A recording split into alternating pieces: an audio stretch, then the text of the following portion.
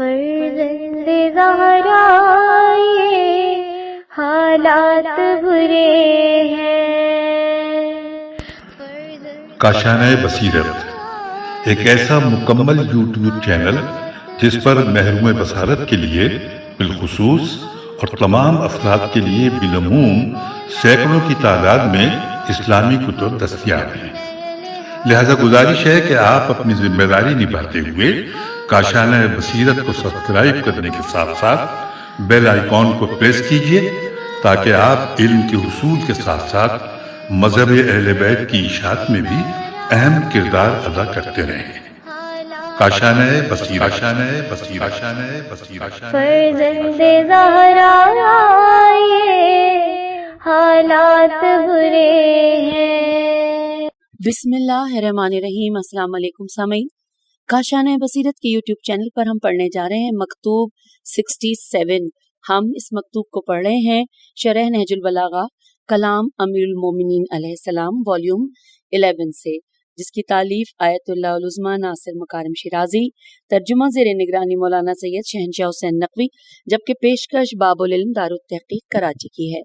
آئیے اس مکتوب کو کہ جو امام علیہ السلام کا مکتوب مکے سے عامل قسم بن عباس کے نام، اور یہاں پر اس سے پہلے کہ ہم اس کی سند کے بارے میں پڑھیں، یہاں پہ حاشیے میں تفصیلات ہیں۔ نام قسم کے حوالے سے قاف پہ پیش ہے، سے پہ زبر ہے اور پھر میم ہے، لکھا ہے قسم۔ اصل میں قاسم، یہ سے ہی ہے، قاسم تھا، یعنی وہ شخص جو سخی اور زیادہ بخشنے والا ہے۔ پھر اس کا الف گرا دیا گیا اور فتح ضمہ میں تبدیل ہوا۔ یہ شخص عباس کا بیٹا اور عبداللہ بن عباس کا بھائی تھا۔ بعض روایات کے مطابق وہ امام حسین علیہ السلام کے رضائی بھائی تھے۔ ان کے اعزازات میں سے ایک یہ ہے کہ وہ آخری شخص ہیں جنہوں نے رسول اکرم صلی اللہ علیہ وآلہ وسلم کی رحلت کے بعد آپ صلی اللہ علیہ وآلہ وسلم کی قبر میں داخل ہو کر تبرک جوئی کی۔ ایک روایت کے مطابق مغیرہ بن شعبہ نے جب دیگر لوگ حضور صلی اللہ علیہ وآلہ وسلم کی قبر سے نکل گئے تو اپنی انگوٹھی آپ صلی اللہ علیہ وآلہ وسلم کی قبر میں گرا دی تاکہ اسی بہانے آپ کی قبر میں سے نکلنے والا آخری شخص قرار پائے، لیکن قسم بھانپ گئے، لہٰذا جلد قبر میں اتر کر مغیرہ کی انگوٹھی اسے دے دی۔ یوں وہ آخری شخص قرار پائے جس نے رسول خدا صلی اللہ علیہ وآلہ وسلم کے پیکر مبارک سے سب سے آخر میں وداع کیا۔ بریکٹ میں لکھا ہے قاموس الرجال، یہ حوالہ ہے جلد نمبر 8 صفحہ نمبر 515 بحوالہ انصاب الاشراف۔ ہم نویں جلد میں مکتوب 33 کے ذیل میں ان کے حالات زندگی بیان کر چکے ہیں، اور اب آئیے سامعین اس مکتوب کی سند کے بارے میں جانتے ہیں۔ کتاب مصادر نہج البلاغہ میں اس مکتوب کے لیے ذکر ہونے والا دوسرا واحد ماخذ وہی چیز ہے جو قطب راوندی نے کتاب فقہ القرآن میں نقل کیا ہے۔ اگرچہ مرحوم راوندی متوفی 573 سید رضی رحم اللہ کے بعد کے تھے، لیکن کتاب فقہ القرآن میں ان کی عبارات نہج البلاغہ میں مذکور عبارات سے مختلف ہیں، جو اس بات کی غمازی کرتے ہیں کہ انہوں نے کسی اور ماخذ سے استفادہ کیا ہے۔ تو یوں ہم نے مکتوب کی سند کے حوالے سے جان لیا۔ اب آئیے ہیڈنگ ہے مکتوب پر ایک نظر، تو ہم یہ مل کر پڑھتے ہیں۔ لکھا ہے یہ مکتوب در حقیقت 3 حصوں پر مشتمل ہے۔ پہلے حصے میں کچھ ہدایات ہیں جو امام علیہ السلام نے مکے کے حاکم قسم ابن عباس کو دی ہیں کہ لوگوں سے اچھا رویہ اختیار کرے، انہیں ضروری تعلیمات سے روشناس کرائے اور ان کے لیے احکام واضح کر دے۔ دوسرے حصے میں بیت المال کے اموال سے متعلق کچھ ہدایات دیتے ہیں کہ ان میں سے ایک حصہ محتاجوں اور ناداروں کے لیے مختص کر دے اور باقی اموال امام علیہ السلام کو ارسال کر دے تاکہ شرعی مصارف تک پہنچا دیے جائیں۔ تیسرے حصے میں اہل مکہ اور اس شہر کے گھروں کے مالکان کو ایک خاص حکم دیتے ہوئے مولا فرماتے ہیں کہ ان مالکان سے کہہ دو کہ جو لوگ بیت اللہ کے حج اور زیارت کے دوران ان کے گھروں میں رہتے ہیں ان سے کوئی کرایہ وغیرہ نہ لیں اور بغیر کسی اجرت کے ان کے اختیار میں دیں۔ اس مقام پر آپ علیہ السلام قرآن مجید کی ایک آیت کا سہارا لیتے ہیں۔ آئیے مولا کے ایک کلام کو پڑھتے ہیں۔ عربی میں جو پیراگراف ہے اس کے ابتدائی اور اختتامی کلمات آپ کی سماعتوں کی نظر۔ اما بعد فاقم للناس الحج وذکرہم، اور اختتام ہے وإیاکم لمحابہ والسلام۔ ترجمہ: اما بعد لوگوں کے لیے حج کے قیام کا انتظام کرو اور انہیں اللہ کے یادگار دنوں کی یاد دلاؤ۔ صبح و شام عمومی جلسہ رکھو، سوال کرنے والوں کے سوالات کے جوابات دو، جاہل کو علم دو اور علماء سے مذاکرہ کرو۔ لوگوں تک تمہارا کوئی ترجمان تمہاری زبان کے علاوہ نہ ہو اور تمہارا کوئی دربان تمہارے چہرے کے علاوہ نہ ہو۔ کسی ضرورت مند کو ملاقات سے مت روکنا کہ اگر پہلی ہی مرتبہ اسے واپس کر دیا گیا تو اس کے بعد کام کر بھی دو گے تو تمہاری تعریف نہیں کی جائے گی۔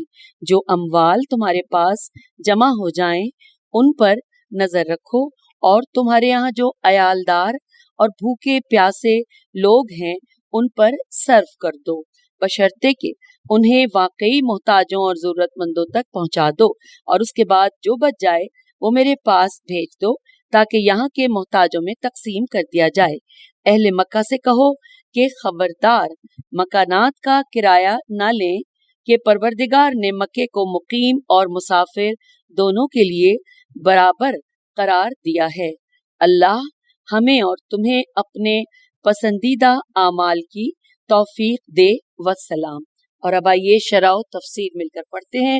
عنوان ہے محتاجوں اور حج سے مربوط امور کی دیکھ بھال کی ضرورت۔ اگرچہ اس مکتوب میں مخاطب مکے کے والی قسم ابن عباس ہیں۔ قسم ابن عباس کی شخصیت کے بارے میں مکتوب 33 کے ذیل میں گفتگو ہوئی ہے۔ اس مکتوب کے آخر میں بھی کچھ دیگر مطالب پیش کیے گئے ہیں۔ تو اگرچہ اس مکتوب میں مخاطب مکے کے والی قسم ابن عباس ہیں، لیکن حقیقت میں یہ پورے معاشرے کے لیے ایک جامع ضابطہ ہے جس کا اکثر حصہ معاشرے کے مختلف سطح کے تمام منتظموں پر محیط ہے۔ مناسب ہوگا کہ سب ہی پوری توجہ سے اسے پڑھیں، سنیں اور اس پر عمل پیرا ہوں۔ اس مکتوب کے پہلے حصے میں آپ علیہ السلام چند اہم ہدایات دیتے ہیں۔ پہلے فرماتے ہیں انورٹڈ کاما اما بعد لوگوں کے لیے حج کے قیام کا انتظام کرو انورٹڈ کاما کلوز۔ ہم جانتے ہیں کہ حج کے مناسک اگر صحیح طریقے سے انجام پائیں تو ایک طرف حج بجا لانے والے اس پرفیض عبادت سے اچھی یادیں لے کر جائیں گے، اور دوسری طرف اس کے آثار و برکات تمام مسلمانوں کے لیے ہوں گے، کیونکہ یہ عبادت جیسا کہ فلسفہ احکام کی حامل روایات میں آیا ہے، آئین اسلام کی بنیادوں کی تقویت کے لیے ہے۔ اور یہاں پر حوالہ ہے بہار الانوار جلد نمبر 6 صفحہ نمبر 110۔ پھر امام علیہ السلام دوسری ہدایت میں فرماتے ہیں انورٹڈ کاما کے اور انہیں اللہ کے یادگار دنوں کی یاد دلاؤ انورٹڈ کاما کلوز۔ یہ تعبیر سورہ ابراہیم کی 5ویں آیت سے ماخوذ ہے، جہاں خداوند تعالیٰ حضرت موسیٰ علیہ السلام سے مخاطب ہو کر فرماتا ہے کہ بنی اسرائیل کو ایام اللہ کی یاد دلاؤ۔ مفسرین نے ایام اللہ سے متعلق متعدد تفسیریں بیان کی ہیں، مثلا یہ کہ ان سے مراد وہ درخشاں اور بابرکت دن ہیں جو امتوں کی تاریخ میں وجود میں آئے ہیں، اور اللہ تعالیٰ کی نعمتیں امتوں کے شامل حال ہوئی ہیں، اور ان کی یاد دلانا انسان کے اندر ایک نئی روح پیدا کرنا ہے جو ایک نئی حرکت کا باعث بنتا ہے۔ بعض کا کہنا ہے کہ ان سے مراد وہ سخت ایام ہیں جو بعض امتوں پر گزرے ہیں اور وہ اللہ کے شدید عذاب میں مبتلا ہوئی ہیں، پس ان کی یاد دلانا بیداری اور حق کی طرف لوٹنے کا باعث ہوتا ہے۔ یہ احتمال بھی پایا جاتا ہے کہ لفظ ایام اللہ ان سب پر محیط ہو، چنانچہ پیغمبر اکرم صلی اللہ علیہ وآلہ وسلم کی ایک حدیث میں ارشاد ہوتا ہے انورٹڈ کاما ایام اللہ سے مراد اللہ کی نعمتوں، آزمائشوں اور عذابوں کے دن ہیں، انورٹڈ کاما کلوز۔ حوالہ بحار الانوار، جلد نمبر 67، صفحہ نمبر 20، حصہ نمبر 17۔ اس میں کوئی شک نہیں کہ ان دنوں کی یاد نفوس کی تربیت اور ارواح کی تہذیب میں نیز لوگوں کے راہ ہدایت کی طرف مائل ہونے میں کافی اثر انداز ہوتی ہے۔ پھر امام علیہ السلام تیسری ہدایت میں قسم ابن عباس سے مخاطب ہو کر فرماتے ہیں انورٹڈ کاما صبح و شام عمومی جلسہ رکھو، سوال کرنے والوں کے سوالات کے جوابات دو، جاہل کو علم دو اور علماء سے مذاکرہ کرو، انورٹڈ کاما کلوز۔ یہ اس بات کی طرف اشارہ ہے کہ تمہیں ریاستی محل میں جا کر لوگوں پر اپنا دروازہ بند نہیں کرنا چاہیے، بلکہ تمہیں صبح اور عصر کے اوقات میں لوگوں کے ساتھ رابطے میں ہونا چاہیے اور ان کی 3 مشکلوں کے حل کے لیے خاص طور پر کوشش کرنی چاہیے۔ پہلی، ان کے دینی سوالات کا جواب دو، دوسری، جاہلوں کو تعلیم دو، اور تیسری یہ کہ علماء اور دانشوروں کے ساتھ گفتگو کیا کرو اور پیچیدہ دینی مسائل کے حل کے لیے ان سے مدد لو اور اپنے زیر حکومت علاقوں کے اہم امور کی انجام دہی کے لیے ان سے مشورہ لے لیا کرو۔ امام علیہ السلام کی یہ ہدایت اس بات کی نشاندہی کرتی ہے کہ قسم بن عباس رضی اللہ ایک دانشور فرد تھے جو دینی مسائل میں صاحب نظر تھے۔ ایک طرف وہ لوگوں کے دینی سوالات کے جوابات دیتے تھے اور دوسری طرف جاہلوں کے لیے محافل درس منعقد کرتے تھے۔ نیز یہ ہدایت اس بات کی بھی نشاندہی کرتی ہے کہ ان کی فرما روائی کے ماحول میں دیگر علماء بھی پائے جاتے تھے کہ جن کے ساتھ مشاورت کو امام علیہ السلام لازمی قرار دے رہے ہیں۔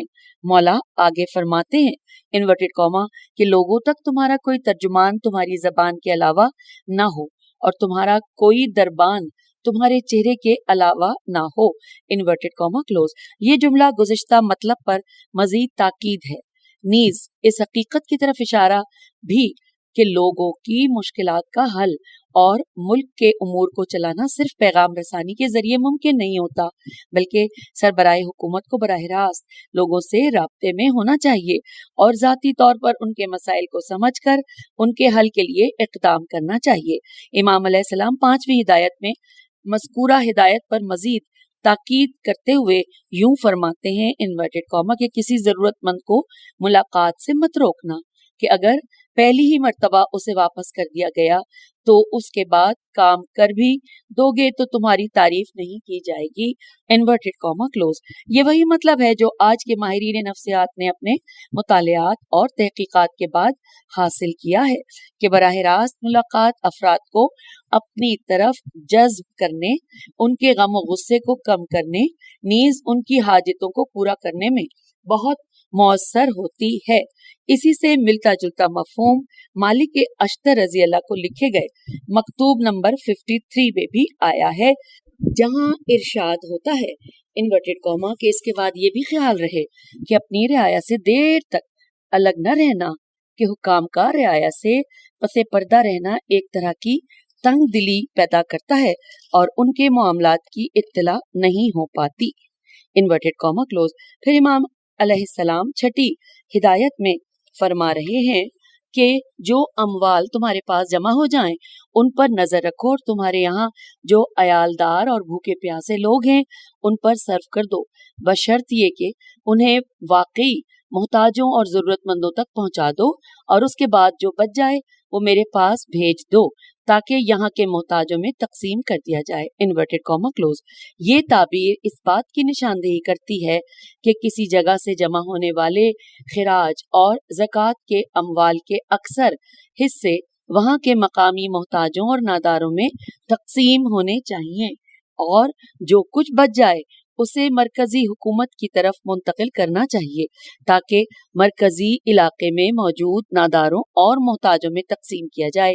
اس کا جواب یہ ہے کہ اس روایت میں صدقے سے مراد زکوٰۃ ہے، جبکہ ہمارے مقام بحث میں مطلب یہ ہے کہ بیت المال کے اموال کا ایک بڑا حصہ خراج سے تشکیل پاتا ہے اور وہ سبھی مسلمانوں سے متعلق ہے، لہٰذا اس مکتوب میں امام علیہ السلام کی نظر صرف زکوٰۃ پر مرکوز نہیں اور ما اجتمع من مال اللہ کی تعبیر اس پر محیط ہے، لہٰذا ان میں سے کچھ کو مقامی محتاجوں میں تقسیم ہونا چاہیے اور کچھ مرکز کی طرف منتقل کر دیا جانا چاہیے۔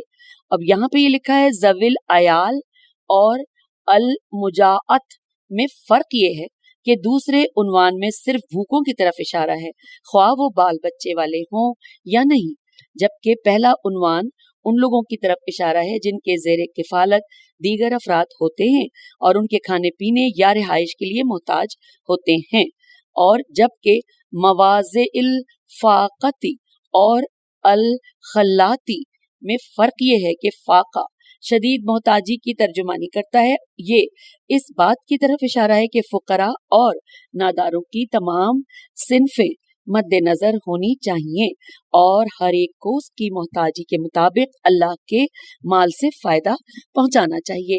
پھر امام علیہ السلام آخری ہدایت میں یوں فرماتے ہیں کہ اہل مکہ سے کہو کہ خبردار مکانات کا کرایہ نہ لیں کہ پروردگار نے مکے کو مقیم اور مسافر دونوں کے لیے برابر قرار دیا ہے۔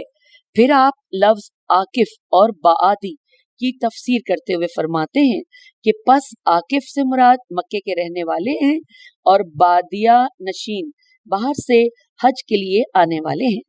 پھر امام علیہ السلام اپنے مکتوب کو حسن اختتام کے عنوان سے ایک مختصر اور جامع دعا کے ساتھ یوں مکمل فرماتے ہیں کہ اللہ ہمیں اور تمہیں اپنے پسندیدہ اعمال کی توفیق دے وسلام۔ سامعین، یہاں پہ شرح و تفسیر مکمل ہوئی، نقطہ پڑھتے ہیں۔ عنوان ہے کیا مکے کے گھروں سے استفادہ کرنا سب کے لیے جائز ہے؟ یہ سوالیہ نشان ہے۔ تفصیلات کچھ یوں ہیں کہ اس مکتوب کی ظاہر عبارت سے پہلی نظر میں تو یہی مطلب سمجھ میں آتا ہے کہ اہل مکہ کو یہ حق نہیں کہ بیرون مکہ سے آنے والے بیت اللہ کے زائرین سے مکے کے گھروں میں سکونت کی بابت کوئی کرایہ وغیرہ لے۔ اس بارے میں شیعہ و سنی فقہا کے درمیان اختلاف رائے ہے کہ کیا یہ حکم حرمت کے عنوان سے ہے یا کراہت کے عنوان سے۔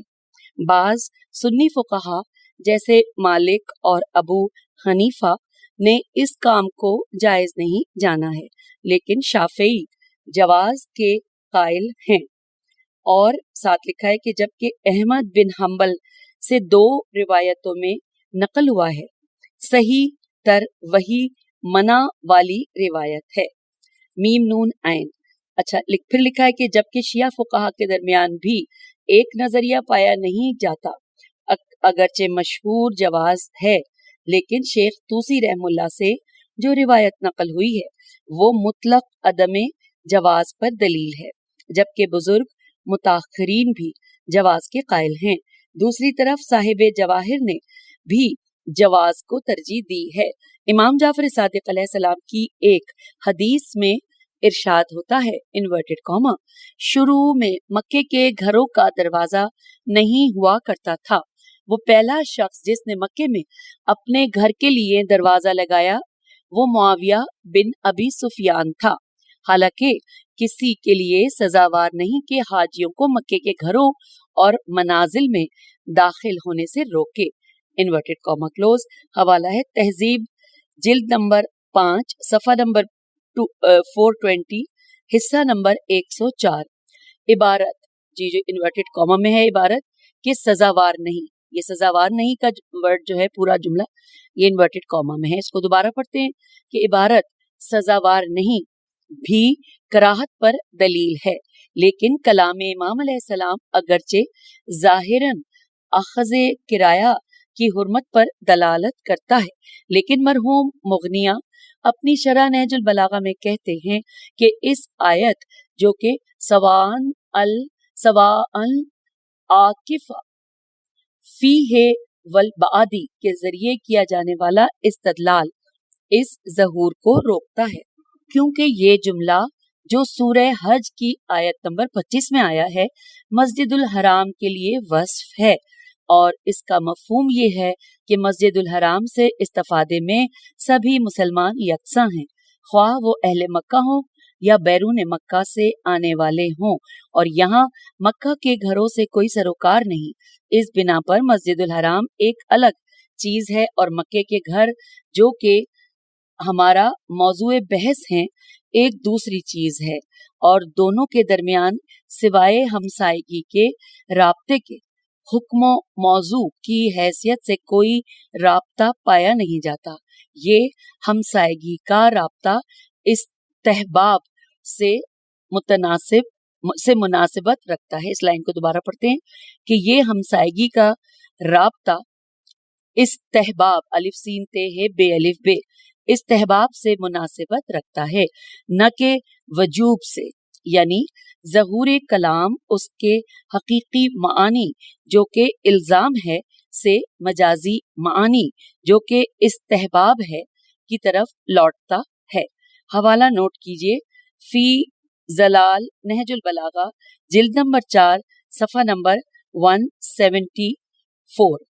बहरहाल इस मसले से मुताल्लिक रिवायात और दलीलों के मजमूए से हुक्म कराहत इस्तिफादा होता है, और शायद सीरत व रविश मुस्लिमीन भी इसी माने की तायीद करे।